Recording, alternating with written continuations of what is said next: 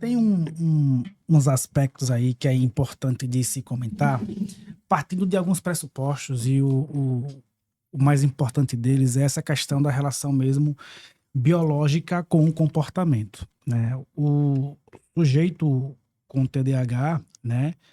Eu parto de um pressuposto que ele tem algumas predisposições comportamentais, dada a sua neurobiologia, no fim das contas.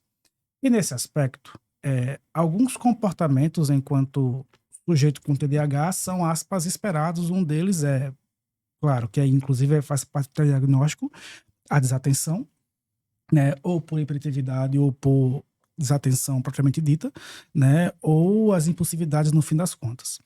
E isso, dado no modelo social que a gente vive hoje, que é esse modelo de sociedade rápida, sociedade da resposta, né, do resultado no fim das contas, né, um sujeito que é mais identificado, ele vai ter alguns prejuízos, né, de ser empurrado na lei do impulso, e principalmente o sujeito que precisa de uma dopamina para fazer A ou B, ou simplesmente não faz, esse sujeito é quem vai sofrer como irresponsável, né, como o que for.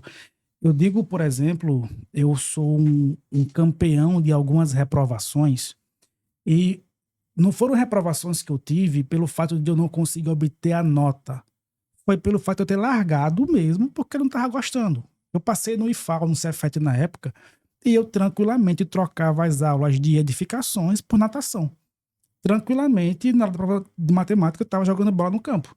O povo passava lá por cima, eu vou dizer pra Cacém, viu? Que era onde ia pra gente, pra delegacia do IFAL, né? Então, assim, era Cacém.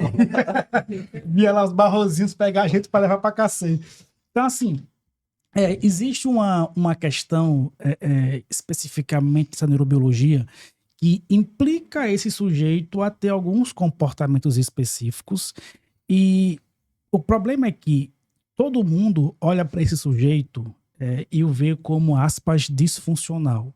Sendo que esse sujeito, ele se vê como altamente funcional, né? Eu, por exemplo, nunca entendi que eu tinha um problema até milhares de pessoas dizerem para mim que eu tinha um problema.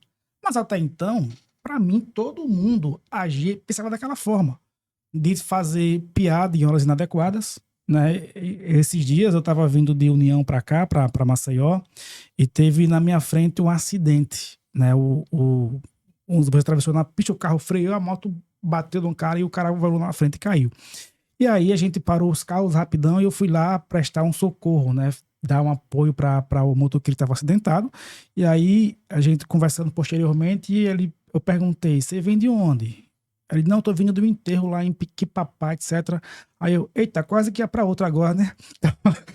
Isso. Foi, né? Não, Quando vê, foi. foi. Ai, meu Deus. Simplesmente foi. Volta pra. Todo mundo, a Filó me deu um aperto, eu digo, meu Deus. Então, acontece, sendo que para mim isso era uma coisa muito normal, né? Até que muita gente chegando e dando toque e me chamando de como é que se diz? Inadequado, etc. Sendo que, enquanto um sujeito, na minha percepção, eu era altamente funcional. Eu só não sabia matemática, e tudo bem. Só não sabia física, e tudo bem. Só não sabia química, e tudo bem. Só não sabia jogar bola, e tudo bem. Então, assim, eram coisas que para todo mundo eram normal saber, e para mim era normal não saber, e tudo bem. Sendo que no autismo tem um termo que é o MASC, né, que é o mascaramento. O sujeito que tem autismo, ele não sabe que tem, mas se sente diferente, ele tem que mascarar algumas coisas dele para tentar se forçar a pertencer a um grupo.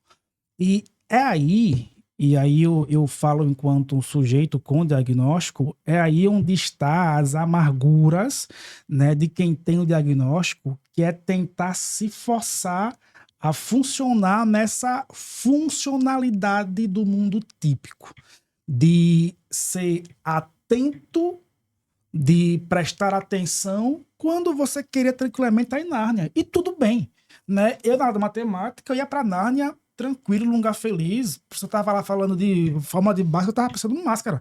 Então, assim, e tudo bem. Sendo que. Um baile de máscara, né? Um baile bonito, Não, né? era a fórmula de Bhaskara, precisava de um máscara, aquele verde lá com aquele cachorro.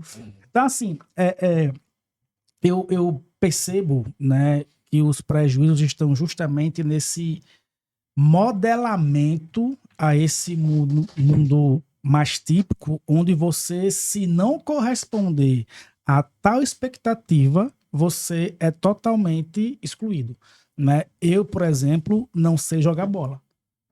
Os meus colegas são todos feras de bola, sendo que eu queria me divertir também na educação física. Quando eu ia para a educação física, eu era sempre o último a ser escolhido, né? Eu vou evitar esse esporte, ninguém E, escolhe. e quando era escolhido, era ficar no gol agarrando. Já que sempre quem é pro gol era o pior. Dessa Né? largura, né? Fechava o mercado de gol, né? Exato, né? Então, assim, lidando com bullying a vida inteira, né, de burro, etc. e tal. Então, cresci com esse estigma, né? Enfim, os estigmas vêm, querendo ou não, e isso vai fazendo com que você, para escapar deles, vá tentando modelar seu comportamento para agradar A, B, C, até que chega a um estágio da vida que o que é que sobrou de você?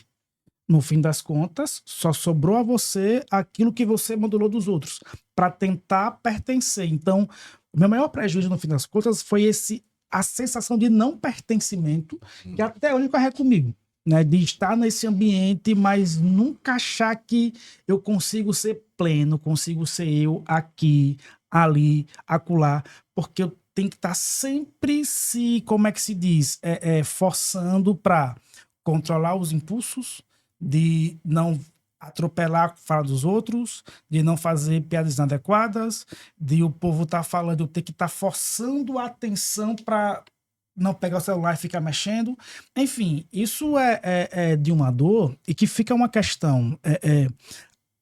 Pressupondo que esse comportamento ele como é que se diz, modelado por uma neurobiologia, em termos terapêuticos, na percepção de vocês, até que ponto, nesse aspecto, a terapia ela tem seu sentido e até que ponto o sentido aí é mais uma modelação química mesmo, de uma perspectiva psiquiátrica para tentar modelar essa química básica para esse sujeito conseguir, aspas, performar?